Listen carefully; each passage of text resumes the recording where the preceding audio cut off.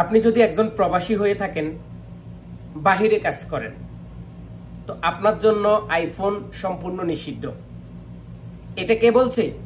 এটা আমি বলছি। কেন বললাম আপনাদেরকে বলি বা আপনাদেরকে জানাইতে চাইতেছি যে আপনি শখের বশতে একটা আইফোন কিনলেন, আপনার কাছে আর কোনো মোবাইল নেই, শুধু কি আছে? আইফোন। এখন আপনি কাজ করেন বাহিরে, গরমে, রোদে, কোনো এসিতে না, আপনার কাজ সব সময় বাইরে। এখন আপনি শখের বশতে মোবাইল কিনলেন, আপনি বাইরে গেলেন, যাওয়ার পরে তাপমাত্রা সৌদি আরবের 48, 50, 35, কিন্তু হেভি গরম। মোবাইল রাখছেন পকেটে, হঠাৎ করে আপনি মোবাইলটা খুলছেন, আপনার বাড়িতে একটা কল দিতে হবে, অথবা আপনার বসকে কল দিতে হবে, অথবা আপনার একটা জিনিসের দরকার, বা আপনি একটু ভিডিও চাইতেন বা চাওয়ার জন্য কোনো গাছতলায় বসছেন। যদি আপনি দেখেন আপনার মোবাইলটা বন্ধ হয়ে রয়েছে, তাহলে আপনি কি করবেন? তাহলে আপনার শখের মোবাইলটা দিয়ে আপনি কি করবেন? তো সেজন্য অতিরিক্ত তাপমাত্রায় আইফোন মোবাইল চলে না।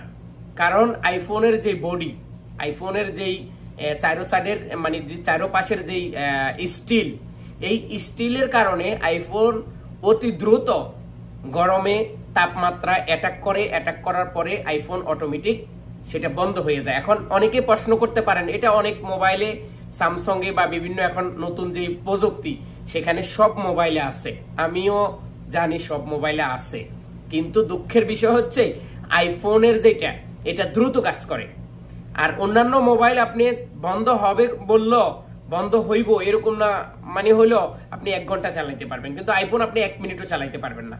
কারণ এটা যখনই তাপমাত্রা অ্যাটাক করবে, অ্যাটাক করার সাথে সাথে এটা বন্ধ হয়ে যাবে। আপনি যতই টিভি করবেন, যতই কিছু করবেন, এটা কোনো রকম চলবে না যতক্ষণ পর্যন্ত আপনার এটা তাপমাত্রা আবার সেম লেভেলে, মানে রিটার্ন আবার নিচে না আসে, ততক্ষণ পর্যন্ত আপনি চেষ্টা করলেও এটাকে চালাইতে পারবেন না। তো যারা রোদে কষ্টে বাহিরে অনেক কষ্টের কাজ করেন, মাঝরাতে বিভিন্ন জায়গাতে, আপনার আইফোন কেনার কোনো দরকার নেই।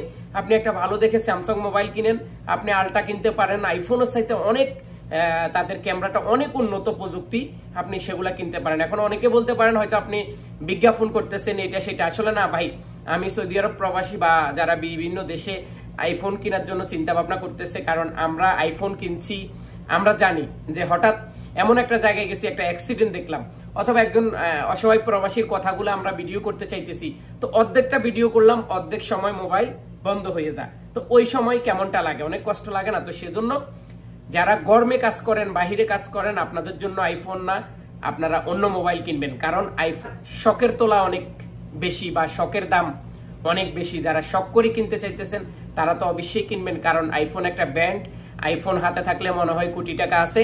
তো এইরকম যারা শখ করে কিনবেন তাদের জন্য কোনো অসুবিধা নেই। আর যারা ধনী দুলালি আছেন বা যাদের বাপদাদার অনেক টাকা পয়সা আছে, আপনি তো মানে কিনতেই পারেন, আপনার কেনার অভিজ্ঞতা, বা আপনাকে আমি যতই বলবো আপনি তো আর আমার কথা শুনবেন না, কারণ আপনি আইফোন কিনতেছেন, এটা একটা আপনার ইজ্জতের সাথে, বা আপনার আইফোন যদি হাতে না থাকে তাহলে বন্ধু বান্ধব কি বলবে। তো আপনাদের জন্য কোনো অসুবিধা নেই। জাস্ট আমি এটাই বলতে চাইতেছি, যারা রোদে কাজ করবেন বা বিভিন্ন দেশে প্রবাসী আছেন, আপনি শখ করে কিনতেছেন, তাহলে গরমে তাপমাত্রায় আইফোন তেমন একটা ঠিকভাবে চলবে না।